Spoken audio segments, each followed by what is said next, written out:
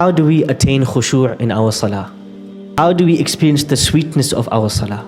When Allah describes in the Quran people who have khushu', people who taste the sweetness of salah, He tells us they are people who are constantly remembering the afterlife, the second life that is to come. He says people of khushu', people who stand in salah with humility and focus and fear, are people really, they are constantly thinking about the next life. As we begin the early days of Ramadan, the excitement, the enjoyment, the feel of community, the sweetness of the fast, the love of the Quran, it envelops us from every corner and from every direction. As we stand up for the night prayer, at the beginning of the night prayer, we are excited, we are listening, we are in full focus. But as the moments go by and the minutes go by, we start to lose that focus and we start to lose that motivation. Many of us, we try to focus and have the objective and the goal of a certain number of rak'ahs, a certain number of units of salah, a certain number of pages that we want to recite. But there is something greater than this that we have to look for, we have to search for, we have to find, we have to seek in this Ramadan. It is not the number of rak'ahs we have to look for. It is the khushu', the humility, the connectedness that we find in salah. But this very salah that we talk about, that we want to enjoy in the nights of Ramadan and the days of Ramadan, this salah will feel like a burden, a heavy burden, except for one group of people, the khashi'een. Who are the khashi'een? Khasha'a yakhsha'u in Arabic is to feel humble, to feel softened, to feel focused by something or someone else. When Allah describes the true believers in the Quran, the first description He gives them, قَدْ أَفْلَحَ الْمُؤْمِنُونَ. The true believers are successful. But who are they? الَّذِينَ هُمْ فِي صَلَاتِهِمْ خَاشِعُونَ. They are the people who find khushu', humility and focus and connection to Allah in their salah. The greatest thing that we achieve this Ramadan is not praying 8 rak'ahs every night, or 20, or 46. Even 2 rak'ahs prayed with khushu', with humility and connectedness and the love and the fear of Allah is better than 100 rak'ahs prayed without that khushu'. Allah says that this salah that we pray, it will feel heavy, boring, exhausting, tiring unless you enjoy that salah with khushu'. Even when it comes to the recitation of the Quran, we think that the recitation of the Quran is about completing a number of pages, a target, a quantity every day. But what does Allah want us to do when we recite the Quran? Allah says, أَلَمْ يَأْنِ لِلَّذِينَ آمَنُوا أَن تَخْشَعَ قُلُوبُهُمْ لِذِكْرِ اللَّهِ وَمَا نَزَلَ مِنَ الْحَقِّ. Hasn't the time come? Look at the question that Allah asks. Isn't the time come yet for the believers' hearts to feel humbled, khushu' when Allah's words are recited to them? So then it's not about the number of pages, and it's not about the number of rak'ahs and how long and how many prayers that we pray, but it is about experiencing this khushu' in our salah. Did we know that the Prophet ﷺ, when he saw somebody pray without khushu', he told them, you have not prayed. Famous hadith, hadithul musi'i salati. The man who was not praying properly. And the Prophet ﷺ told him, go back and pray, for you have not prayed. And he came, he went and he prayed again. And the Prophet ﷺ again, go back and pray, you have not prayed yet. And the third time he says, teach me to pray because this is all I know. What did the Prophet ﷺ do differently in his prayer?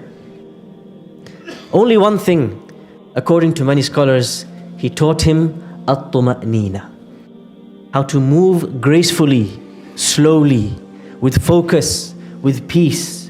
When the Prophet ﷺ says, "Sallu kama ra'aytumuni usalli," pray as you have seen me pray.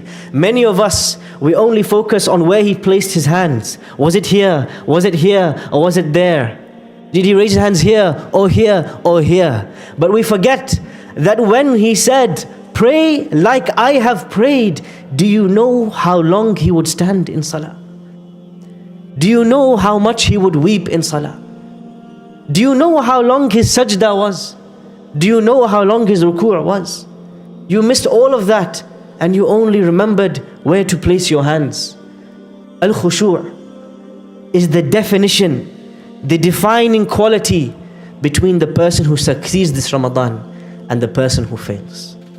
Al-khushu', to experience a connection, a humility, a fear and a love of Allah while you are standing in front of Him. When Allah describes the greatest people to walk this earth, the prophets, Allah subhanahu wa ta'ala says, إِنَّهُمْ كَانُوا يُسَارِعُونَ فِي الْخَيْرَاتِ. They were racing to do good deeds. وَيَدْعُونَنَا رَغَبًا وَرَهَبًا وَكَانُوا لَنَا خَاشِعِينَ.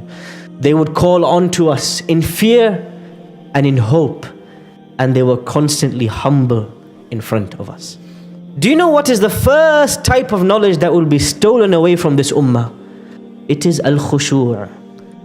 Such that a day may come where you might enter a masjid and you will find everyone moving, everyone stretching and standing, but not a single person in the masjid will be experiencing khushu'. How true his prediction, how scared we should be. The Prophet ﷺ warns us that when Allah takes knowledge from us, away from us, it is not the recitation of the scripture, it is not the movements in salah, but it is the essence of recitation and the essence, the heart of salah, which is to feel the fear and the love of Allah while we stand in front of Him. How dangerous it is that we live in a time where you come in the masjid excited to pray Taraweeh and you spend an hour or 2 hours, but not for 5 minutes did we experience anything in our hearts. How do we attain khushu' in our salah? How do we experience the sweetness of our salah? When Allah describes in the Quran people who have khushu', people who taste the sweetness of salah, He tells us they are people who are constantly remembering the afterlife, the second life that is to come. He says people of khushu', people who stand in salah with humility and focus and fear, are people really, they are constantly thinking about the next life. How busy we are with our day-to-day chores, our day-to-day errands, our WhatsApp messages, our means of living, our children, ourselves. Our day-to-day life consumes us. And this is why the Prophet ﷺ told us to go and visit the grave. أَلَا فَزُورُوهَا فَإِنَّهَا تُذَكِّرُكُمْ بِالْآخِرَةِ. And when we stand in front of Allah, this is the first thing that we have to remember. I am standing in salah now. There will come a day when I will really stand in front of Allah. This is just the rehearsal. This is just the practice. I am standing in front of Allah now. There will come a day when I will stand in front of Him with no clothes on, sweating. My sweat will reach my neck. When we hear the adhan, Allahu Akbar, Allahu Akbar, this nida, this call should remind us of another call that we will hear one day. يَوْمَ يُنَادِي الْمُنَادِي مِن مَكَانٍ قَرِيبٍ. The day in which the caller will call us to stand in front of Allah for our accountability. يَوْمَ يَسْمَعُونَ الصَّيْحَةَ بِالْحَقِّ. That day the call, you will not be able to refuse. Every step that we take to salah, until we stand in front of Allah, it should remind us of the final day in which we stand in front of Him. Are we looking forward to that meeting, or are we wanting to avoid that meeting? Man ahabba liqa Allah. Whoever looks forward to meet Allah, Allah looks forward to meet them too. And whoever is avoiding this idea of meeting Allah, Allah dislikes to meet you too. We meet Allah 5 times a day, but it's just a practice for the final day in which we will meet Him. This is the first thing. Be connected to the akhirah, the afterlife, the day of judgment, paradise and hell. Remember, that's what really matters. That's what it is all about. Your salah will be different to anybody else. Number 2, try to learn the meanings of what you are saying in salah. What does Subhana Rabbi al-Azim mean? What does Subhana Rabbi al-A'la mean? What does Alhamdulillahi Rabbil Alameen mean? What does it mean when we say what we recite? The more we know the meanings of what we are saying, the more we will feel the impact of those meanings in our heart. Shame on us, that we pray salah for 10, 20, 30, 40 years, but we're not bothered to know and to find out what does it mean. And so every one of us should know the meanings of what we say in front of Allah. Imagine if you were today to go and meet somebody very important, some dignitary, some very important person, your manager, your grandparent, and you didn't speak their language. You would find a translator, you would find an interpreter, you would find some way to know what you are saying to them because you want your message to reach them. But we are satisfied when we speak with Allah to not know and to not think about what am I saying to Allah.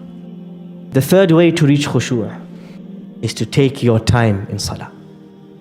For many of us, when Ramadan comes, we look and we search for the turbo imam. In every city there is one masjid where the Taraweeh finishes in 25 minutes. The favorite masjid for many. We look for that imam. How can we get done quick? How can we speed through? We look for the masjid praying 20 so we can pray 8 and leave. We're not used to standing in front of Allah and taking our time. We're not used to giving the time to Allah. And so, if we want to experience khushu' in salah, our movements have to slow down. Where's the rush? We're alive. We're breathing. We only have 30 days, ayyaman ma'dudat. Why the rush? When we stand in front of Allah, we should remember, how did the Prophet ﷺ stand in front of Allah? As Aisha narrates, when he would stand in salah, he would stand for so long we would think he's never going to go into ruku'. He would read Al-Baqarah and Ali Imran and Nisa and Ma'idah, all while standing. And then he would go into ruku' and we would think he is going to stand there forever, he's not going to stand up again. And then he would get up. The slowness of salah is so important. One day Abdullah ibn Zubayr was praying salah and he was stood still for so long. A child walked past him and he thought he was a statue. كَانَ عُودًا مِنَ الْخُشُوعِ He was like the trunk of a tree because he was so still, so calm, so slow in his movements. Today, our salah resembles an aerobics workout, some form of exercise for the lower back. But the salah of the prophets could be seen and could be observed that they were slow, they were gentle, they were taking their time. We should fear for ourselves, my dear brothers and sisters, that the salah that we pray is the very description the Prophet gave for the salah of the munafiq, the hypocrite. How did he describe? Somebody waits till the end of time for a salah and then they peck on the ground 4 times like a chicken. يَنْقُرُ أَرْبَعَ نَقَرَاتٍ These are the words of the Prophet ﷺ. He pecks on the ground 4 times like a bird. وَلَا يَذْكُرُ اللَّهَ فِيهَا إِلَّا قَلِيلًا And there is no remembrance of Allah in this salah. There is no consciousness of Him in salah. There is no fear of Allah in salah. There is no love of Allah in the salah. It is a movement, an exercise, an aerobic, a chore, a tick box. Done, done, done, done. The first thing we are going to be asked about on the Day of Judgment, أول ما يسأل العبد عنه يوم القيامة is our salah. Allah is not just going to ask us, did you pray or did you not? Allah will ask us, what was the quality of this salah? What was the nature of this salah? How much time did you spend in this salah? How often were you moved in salah? How often did you weep in salah? I never saw a tear fall down from your eyes. The Prophet ﷺ told us, Inna Allah qad harrama ala an-nar. Allah has made haram for the fire to touch aynun bakat min khashyatillah, an eye that wept out of the fear of Allah. This is the salah we have to achieve. To summarize, salah is empty without khushu'. Recitation of the Quran is empty without khushu'. What is khushu'? It is the feeling of humility and fear and love when we stand in front of Allah. How can we achieve khushu'? I gave you 3 steps. Number 1, remember the afterlife. Remember the last day. Remember the day you will stand in front of Him. Every time you say Allahu Akbar, remember there will be another day you will say Allahu Akbar. Number 2, know the meanings of what you are saying in salah. Know the meanings of what you are speaking to your master. Number 3, take your time. Where's the rush? There will come a time when we will be in a rush. That will be the day of judgment, and we will be running away from each other. But right now, take your time. Enjoy the sweetness. Move slowly.